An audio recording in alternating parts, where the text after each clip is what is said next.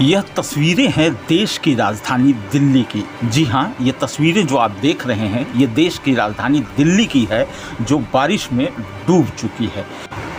दिल्ली में बाढ़ ने ऐसा कहर बरपाया है कि बस स्टैंड, इमारतें और सड़क सब कुछ जलमग्न हो चुका है। यमुना का पानी रिकॉर्ड स्तर पर पहुंचने के कारण बृहस्पतिवार को दिल्ली सचिवालय सहित शहर के कई प्रमुख इलाकों में पानी भर गया, जिससे सामान्य जनजीवन तथा यातायात बुरी तरह प्रभावित हुआ। अधिकारियों को बचाव और राहत कार्यों को अंजाम देने में काफ़ी मशक्कत करनी पड़ रही है। अधिकारियों के ही अनुसार सुबह 10 बजे यमुना का जल स्तर 208.85 मीटर तक पहुंच गया, जिसने 45 साल पुराना रिकॉर्ड तोड़ दिया है। मुख्यमंत्री अरविंद केजरीवाल ने भी नदी के पास के इलाकों को खाली करने का फरमान कल ही सुना दिया था और आज स्कूलों को भी इतवार तक बंद करने की घोषणा कर दी गई। जल संयंत्र, जो जल शोधक संयंत्र है, वो भी बंद करने की घोषणा कर दी गई है। इस फैसले से पूरी दिल्ली में पेयजल का संकट भी गहरा गया है। मुख्यमंत्री अरविंद केजरीवाल ने आज विभिन्न जगहों का दौरा भी किया है और जल शोधक संयंत्रों के बंद करने की स्थिति में जो परेशानियां लोगों को झेलनी पड़ रही है उसे जल्द से जल्द सही करने का भरोसा भी दिलाया है। जहां तक बात यमुना के करीबी इलाकों का, तो वह पूरी तरह जलमग्न हो चुका है, यानी निचले इलाकों में घुटनों तक पानी से लोग गुजर रहे हैं। राष्ट्रीय राजधानी में वाहनों के प्रवेश पर भी प्रतिबंध लगा दिया गया है। दिल्ली परिवहन मंत्री कैलाश गहलोत ने बृहस्पतिवार को कहा कि यमुना नदी का जलस्तर बढ़ने के मद्देनजर एहतियाती कदम के रूप में राज्य सरकार ने सिंधु बॉर्डर सहित शहर की चारों सीमाओं से आवश्यक सामान लाने वाले वाहनों को छोड़कर भारी मालवाहक वाहनों के प्रवेश पर प्रतिबंध लगा दिया गया है। ट्विटर पर परिवहन विभाग द्वारा जारी आदेश की एक प्रति साझा करते हुए उन्होंने कहा, यमुना नदी में असामान्य रूप से बढ़ते जल स्तर को देखते हुए एहतियात के तौर पर Sindhu border, Badarpur border, Loni border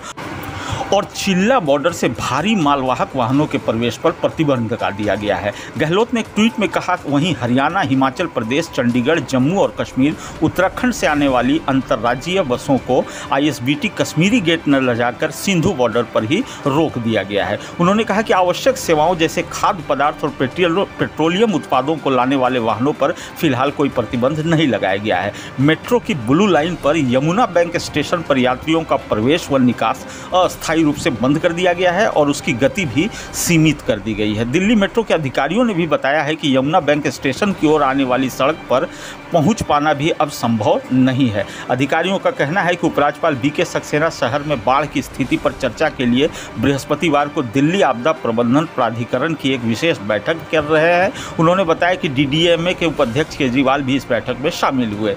old railway bridge पर नदी का जल स्तर बुधवार रात से ही 208 मीटर के निशान को पार कर गया था और बृहस्पतिवार सुबह 8 बजे तक यह 208.50 मीटर तक पहुंच गया। CWC के अनुसार इसके और बढ़ने की आशंका है। उन्होंने इसे भीषण स्थिति करार दिया है। मुख्यमंत्री अरविंद केजरीवाल ने बृहस्पतिवार को उन इलाकों में स्कूलों को बंद करने की घोषणा की जहां पानी भर गया है। वजीराबाद, चंद्रावल और ओखला जल शोधक संयंत्र बंद कर दिए गए, जिससे राष्ट्रीय राजधानी में जल आपूर्ति बुरी तरह प्रभावित हो सकती है।